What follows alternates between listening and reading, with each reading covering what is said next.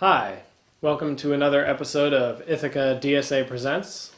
I'm your host, Rich Hilliard, and today we're talking to Joseph Schwartz, professor of political science at Temple University and a national vice chair of Democratic Socialists of America. The subject of today's discussion is going to be the threat of the far right in the U.S. political system and the left response to that threat. So I suppose it makes sense to sort of start with the national picture.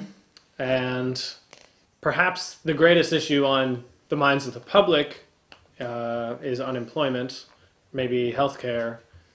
But the issue that we hear about in the Washington Post and from Washington seems to be the debt, government spending, this sort of fight over what the budget's going to be. Right. So what picture is the right presenting, and what is the sort of, is the right the reactionary role player in this fight, or is that the left countering with their... Right, correct. I mean, I think that the right, or the center right, has so set the agenda that people who believe in sort of job creation, that we're in a still in a serious recession where there isn't enough demand to sustain a full employment economy, just are always reacting to a sort of consensus between the center and the right that our major problem is a long-term deficit, and in fact, though it's so serious a long-term deficit problem, which I'll explain later why it isn't,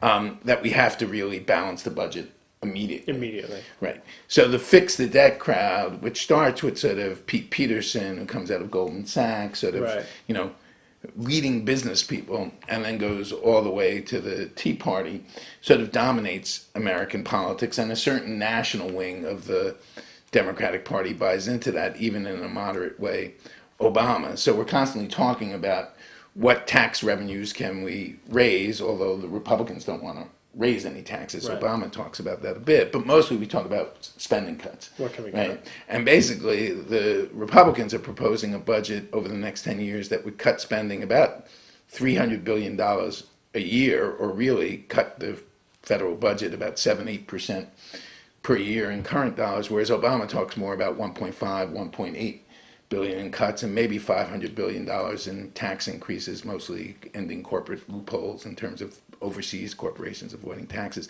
But even he's proposing about 3 times as much cuts as he is revenue enhancements. But the Republicans are talking about 75% more cuts than he's proposing, but no tax increases. So you get into this fight where you're totally on a defensive terrain, in that where a lot of the really most serious cuts came, both in the sequester, half the cuts in the sequester, but much of the cuts proposed in the long-term budgets of both Obama and the Republicans are in what we call domestic discretionary spending. It's the 17% of the budget that isn't Social Security and Medicare, which makes up almost half of annual federal government expenditure. Then defense, which is another 25%, and paying back debt, which is around 10%. It's 17% of the budget. And even Obama's proposal for the next 10 years proposes about, the sequester was proposing about $40 billion cuts annually, in that he's proposing about 10 to 15 billion. But that's where most of our anti-poverty programs come. That's where all federal government expenditure on education, both higher and money which for public education is mostly the low-income Title I schools, and alternative energy, housing assistance, energy assistance to the poor. So really, the Obama budget would significantly trim to cut programs that benefit working and poor people, and the Republicans would totally gut it. I mean, one of the examples is the Republicans care so little about not just poor, but working people. 70 million Americans now depend on food stamps, and right now the Republicans have proposed cutting food stamps. That's the latest farm bill? Right. I mean, they claim they'll fund it a bit, but even the sequester cut many people on food stamps. But certainly the sequester has 700,000 kids won't get child care as a result of the sequester. Probably about 40,000 school teachers will be laid off this fall in Title I programs. And the sequester effects, particularly on the poor, have been delayed because many of them are tied to sort of school. So a lot of them will occur in September and October, sort of free lunch programs, things like that. these cuts are going to vastly increase costs Right. on the sort of lower Right. income parts of the Right. population. I mean, these are these not political constituents? Are these, because Obama's constantly addressing the middle class, Right, building a right, stronger middle right, class, right, but right. you get the impression he's not Right. speaking to the people who he Right. could appeal to. I mean, if the Democrats were really enlightenedly self-interest, they would try to generate in the even year congressional elections, the non-presidentials in 2014, the type of turnout they had in 2012. But the reason why they lost Congress and lost a lot of seats, over 50 seats in the House in 2010, was that, you know, there's always, we were still in a recession, et cetera, so the right was able to benefit, but 30 million fewer people. The electorate was about 25% smaller in the congressional election, and disproportionately that's working and poor people and people Right. of color. So you have to mobilize them around some positive program, be it immigration reform or defending anti-poverty expenditure. Right. Obama, of course, is obsessed that that will lose centrist voters, but the only hope for the Democrats in off-year congressional elections, non-presidential, is to expand the electorate, and the Democrats Right. have never quite. And this is the got part that. of the electorate that is expanding. I mean, the number Right. of people falling into poverty, the number of people Right, but they struggling tend to vote more in presidential elections. Right. Because again, you know, how much discretionary time you have, how much you read the papers, whatever, you know, so that the electorate tends to be more democratic and inclusive in presidential years. And then, of course, a big fight, which has to be joined at the state level, is the right is aware of this, so they're trying to exclude as many people of color, poor people, elderly students by these very strict voter Right. identification laws, which the Voting Rights Act mostly prevented, particularly in southern Right. states. And as soon as the Voting Rights Act enforcement mechanisms were overturned by the Supreme Court, which is part of this far right, very ideological, the 5 conservative justices, North Carolina, Mississippi, Alabama, Texas, Florida, all reintroduced both very restrictive voter ID laws, but also gerrymandering sort of measures that were often overturned by the Justice Department that would really concentrate low-income and poor voters and voters of color in a few districts, and therefore make, you know, the Republicans more easily gaining more districts above the proportion of their vote. I mean, in the 2012 election, the Democrats actually won the congressional vote about 50.5 to 49.5, but they only gained a few seats. And the Republicans control a majority of the House, have a 35 or so seat majority in the House, even though they got a minority of the vote Right. for the House. So, you know, and the right is very smart about this in that they've increasingly focused their efforts, their research, their legislation on the state level. On the state, exactly. So they kind of dominate the national level because the budget debate has moved so far right. I mean, just to sort of wrap that up, we really ought to be talking about stimulating the economy. Exactly. You know, everybody says, "Oh, we're averaging 180,000 jobs." Really, to move towards a full employment economy over the next 2 or 3 years, you really have to average, in a strong recovery, you average 300,000 to 350,000 jobs. It takes 125,000 jobs just to absorb new people into the Entering the labor workforce, force. right. So we still have, by official government statistics, 10.5 million people unemployed, and half of those have been unemployed for more than 26 weeks. But we have close to 25 million people who are working are either unemployed or working part-time and need to be and want to be working full-time, and many millions of people have dropped out of the workforce. I mean, our total labor of adults, about 58, between 18 and 65, about 58.5% of these people are working 25 hours a week or more. But before the recession, it was in 2007, it was 62%. So we're still like 8-9 million jobs short, and to really get to full employment, which also, of course, full employment is the best weapon to help raise up the wages of low-wage workers, Right. because they have more leverage if there's a shortage. And it means more America. tax revenue, Right. income tax revenue. Right. The other thing is we have a real, people estimate, I mean, a lot of progressive economists say we're still about 7% less GDP than if we had a full employment economy. That's like $1 trillion. And the tax revenue from that nationally, at current tax rates, at a state and national level, would be over $300 billion. So basically you have to grow your way out of a severe recession, and we'd be Right. better off. And to the extent to which we've had moderate growth, but also pretty serious cuts, the budget deficit is down to about 70% of the total budget deficit over the years has fallen from 110% of GDP, annual GDP, to about 70%, Right. and that's fairly sustainable. So we have got, and the budget deficit next year will probably be about $550 billion, if expenditures just sort of continued, which may or may not happen, versus, when in the most serious times of the recession, it was double that. So the budget deficit really is not a problem. But we're not spending enough to really revive the economy. And Obama keeps talking about very modest proposals for alternative energy, infrastructure, job training, but it's always offset by cuts in other areas. So, and he can't get it through because the right is so strong in the House.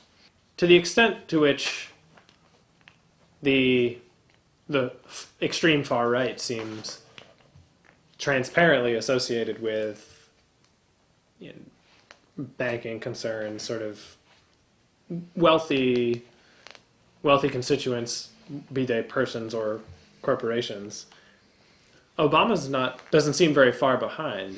Right. I mean, he's a moderate, what we would call neoliberal, people who believe in limited government, cutting taxes on the wealthy and corporations as a way of stimulating the economy, gradually cutting entitlement programs and stuff. He's not as conservative as the right. I think what you have now, what's changed in American politics, was that up through the 1970s, even you can argue into the 80s, mainstream conservatives didn't question the basic universal welfare programs like Social Security and Medicare, and they didn't really question unemployment insurance, whatever. Reagan began a big attack on means-tested anti-poverty programs. He began to cut the real value of Medicaid, and most importantly, he began to attack aid to family with dependent children, food stamps, etc.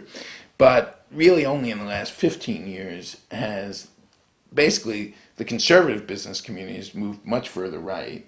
There's a wing, we would call them the more liberal business people who are moderate, kind of control the mainstream Democratic Party, sort of Silicon Valley, Hollywood, parts of the financial community, and they're fiscally very moderate.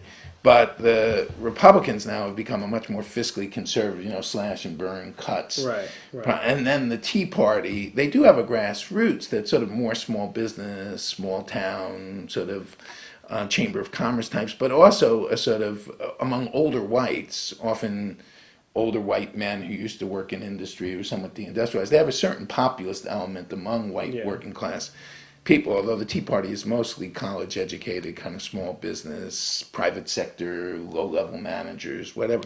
But there is a sort of working class element who has been convinced ever since Reagan, really, that the problem isn't corporations that are outsourcing jobs, corporations that are engaged in a race to the bottom policy of cutting real wages and cutting benefits. They really believe that too much is spent on low-income people, particularly low-income people of color, even though we've been cutting. Don't belong. Right, well, the quote, the takers, and then some of these people are really think, although immigrants mostly do jobs that most native-born Americans of all races don't really compete for, they also are very conservative on immigration. And it's partly, the one true thing Obama said in the 2008 campaign was that, and he got criticized for it, is that often rural, small-town Americans, whites who are underemployed, unemployed, often do cling to sort of traditional values. He said guns and religion, because that's really all they have left. I mean, economic opportunity has been disastrous in the industrial heartland and small-town industrial America for 30, 40 years, and neither the Republicans nor the mainstream Democrats have really responded to those needs with any sort of job training, full employment, economic investment policy. And that's why we have such a bad debate about Detroit, because the Democrats won't say, look, Detroit has suffered because the auto industry has declined, gone south, gone overseas, and also it's much more efficient, so we really needed to reinvest. We need a major public-private, and it has to be levered by public investment, in urban areas, deindustrialized areas, in mass transit, alternative energy, housing, retrofitting for energy efficiency. There's loads of work that needs to be done building an alternative grid. There seems no political will to stimulate that discussion, even no sort of grand vision on the part of the left, at least, on the part of the sort of mainstream political liberal class, you might say. Certainly, you hear calls for it groups like DSA. Right. I mean, the struggle in Washington, as soon as Congress gets back after Labor Day, is one of which I'm fairly pessimistic: is will any bill pass the Senate and the House that gives at least a large portion of the undocumented population Or will any bill pass the Senate legal and the status, House? right? Legal status and a road to citizenship. And I think right now things look very bad. And then will any budget pass Right. the Congress, even a continuation resolution, which is often what happens, is just continuing existing spending levels, Right. which really in many cases need to be increased, even just for inflation. But the Republicans are really threatening to shut down government. I think their leadership thinks that it's not necessarily the greatest idea, but here's where gerrymandering and sort of excluding people from the electorate shifts the country to the right.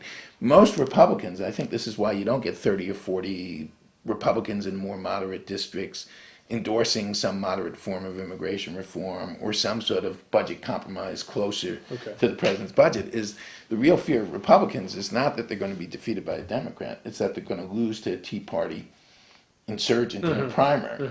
So both in the Senate, They could be and outflanked from the right. right. So I mean that's really, and in a certain sense, I mean the right, I think the Tea Party, conservatives for a long time, it started with the moral majority and the Christian coalition, really took both movement politics, particularly around abortion restrictions and stuff, which is very serious now in many states. Yes. But they also took electoral politics really serious, and they've always had a sort of inside-outside strategy. And I think at this point, it's not clear how many inside allies progressives have, although the Congressional Progressive Caucus, Black Caucus, Latino Caucus, about a quarter of Congress at the House is fairly progressive. Right. But another quarter is moderate, and another half is conservative to far right. So, my only hope is that, and we should talk about the increasingly conservative politics at the state level, but that there will be a lot of mobilization of immigrant communities and immigrant rights supporters, and the increasing mobilization of low-wage workers who are getting no help in terms of raising the minimum wage, in terms of living wage ordinances at the state level. The growing resistance among low-wage workers may lever pressure, at least on states and maybe the federal government, to raise state minimum wages, to enact at the county and city level living wage ordinances. And there is growing awareness because of this low-wage justice protest movement and the fast food worker strikes that even two people working, even a two-parent household with children, both earning low-wage jobs, can't afford to raise a family. Right. So that's a good sign. But on the other hand, what's very unusual now is the extent to which, and a lot of people on the liberal left who focus on national legislation don't realize this, is the extent to which the Republicans control a lot of state governments. A lot of state governments, both in the upper house and the lower house of the legislature, but also the governorships, states that people wouldn't expect: Ohio, Michigan, Pennsylvania, Wisconsin. And that's why you're getting right-to-work laws. But also the irony is often these legislators are more radically conservative, more reactionary than even the governors, because the governors have to win statewide. So the governors of Michigan, Ohio, even Florida, Rick Scott, have said they'd like to take the Medicaid money for the Affordable Care Act, which would give Medicaid benefits to 30 million working class families, up to 150% of the poverty wage. In other words, families making up to about $37,000 a year who mostly don't have insurance now. It would give them insurance paid for by the federal government. But the state legislatures, even though the healthcare industry is pressing them to take the federal money, it's a huge because it's a huge surplus, right? And it's a big sop. Obamacare is a big subsidy to private pharma, big hospitals, big medical instrument companies. But hospitals lose a tremendous amount of money when they have unpaid patients they have to treat. So what is quite amazing is that come October, it's quite possible Ohio, Pennsylvania, Michigan, Florida, and of course Texas, Louisiana, South Carolina, states where like over 20% of people are not insured, are not going to be taking Medicaid money. It's conceivable that about 13 or 14 million of the 30 million people who would benefit from Medicaid expansion won't get it.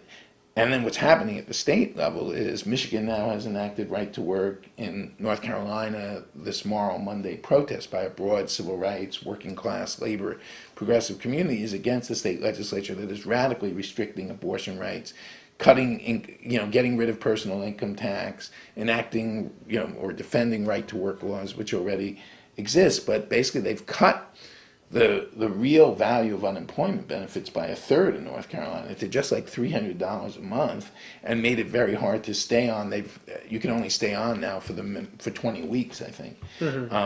So at the state level, the fact that the Republicans control 30 governorships, and in addition, in those 30 states, 25 both state upper houses and lower houses, means the state conservative agenda has gotten much more extreme. And it's partly also that corporate money. We know all about the Koch brothers, Right. but there's Art Pope in North Carolina. There are all these national and state conservative think tanks that come out with really reactionary legislation. Everything from right to work to cutting unemployment insurance to getting rid of any progressive source of revenue, income tax, corporate tax. And we've seen these changes in places like Michigan, North Carolina, Ohio, as well as the Deep South and parts of the mountain states. But the conservative state level government has really expanded. So combined with the move to the right of the federal budget situation, this is really socking not just poor people, but working class people, middle class people quite hard.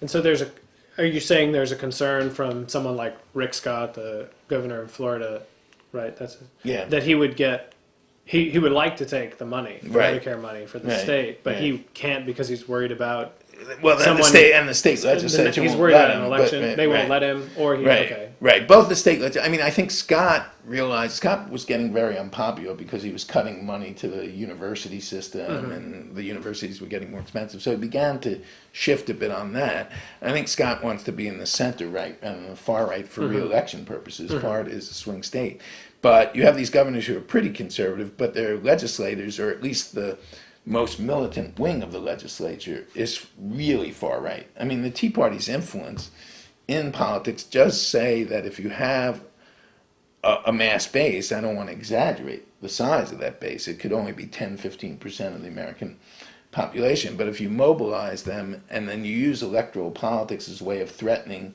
people who are in your camp but more moderate, you can lever people to the extreme. And I think the left has never really done that. And if we don't, to the extent to which labor is involved in politics, civil rights groups, lower income folks, middle class progressives, environmentalists, we often don't threaten to primary conservative Democrats or centrist Democrats. And that really is something that if we did it in more Right. places, it might, lever us to the left. The problem is the Democrats and sort of mainstream liberal politics. I mean, you sort of had this huge gap between the National Democratic Party in often states being pretty pro-business, pretty moderate, pretty pro-deregulation, not particularly concerned about increasing the power of working people, not very friendly to unions. No, pretty sort of, international trade deal. Right, free trade, Yeah. not that worried about the repression of labor movements abroad. So quite, kind of Clinton, Democrats, maybe Obama, you could argue whether Obama is slightly to the left of Clinton, but he's that space. And that's the mainstream leadership of the party nationally, which is very dependent on corporate money. It's more a certain wing of corporate America, Silicon Valley, Hollywood, the liberal, the more internationally oriented wing of finance. But it's one of the reasons why the Democrats haven't passed very strict financial regulation. Dodd-Frank is being gutted in the sort of process of writing the regulations. The financial lobbying has been very powerful. But the distance between sort of the protest in the streets, whether it be Occupy or immigrant rights or low-wage justice people, or some resistance by unions, although the unions are very concerned about, the Republicans gaining more power nationally. The distance between sort of unrest in the streets and electoral politics is much greater on the left than it is on the right. Right. It seems like the sort of national electoral Democrat organization is, it follows in the chain. So The Tea Party, let's call it the most extreme. Right. We'll say the mainstream Republicans Right. are worried about the Tea Party, Right. and then the mainstream Democrats are worried about the Republicans and the Tea Party. Right, Power. right. Do you think the left would benefit from maybe more factional organization at the Right. local level? So Right, right. not like a countrywide low wage campaign, but New York State low wage campaign. Yeah, I mean, to attack- trying to really attack, say, increase sort of pressure for raising state minimum Right. wages. in the for- primary arena. Right. And I think also building, what you're getting at is, in a certain sense, bracket the structural biases in favor of the two-party system in the U.S. With primaries, there is an ability to contest incumbents, in primaries. And what progressives really need to do is what you're calling for is build more independent political action Yeah. that links up grassroots protest and grassroots resistance, whether it's around fracking or immigrant rights, which actually intervening in electoral politics, not just against the Republicans, but against moderate to conservative Democrats. And in the primary, it's not like you're handing a victory to the Republicans. Right, exactly. You're just contesting. And You just have to get up on a side. and there are some hopeful signs. I mean, it looks like possibly Bill de Blasio might win the Democratic primary, eventually possibly be mayor of New York, and he is the most progressive candidate, I think, overall. But there aren't as many, there just aren't enough of these candidates who really have a base in these progressive protest movements. And so that the dynamic, one way of thinking about American politics is the right has moved very far right. The Democrats have moved nationally to the center. But ironically, even though politics as a whole has moved to the right, the distance between the Democrats and the Republicans now is greater than ever. The problem is the whole spectrum has shifted to the right, in that there are almost no Democratic legislatures and governors in the South. There are almost no Southern Democrats in the United States Congress other than some African American Congress people. So that but the Northern and sort of Midwestern and West Coast Democrats are mostly fairly pro-corporate. Not all, if you come out of a labor district or a sort of inner city district, or the Black, Latino, and Progressive Caucus is fairly progressive, but their problem is they always have to ultimately vote with the Democratic Caucus to stop what the far right's doing. So until we build an independent left that also puts electoral pressure on both moderate Democrats and Republicans, we're in deep trouble. Okay, thanks. This has been Ithaca DSA Presents. I'm Rich Hilliard. We've been talking with Joe Schwartz, political science professor at Temple University and the National Vice Chair of Democratic Socialists of America. Thank you very much.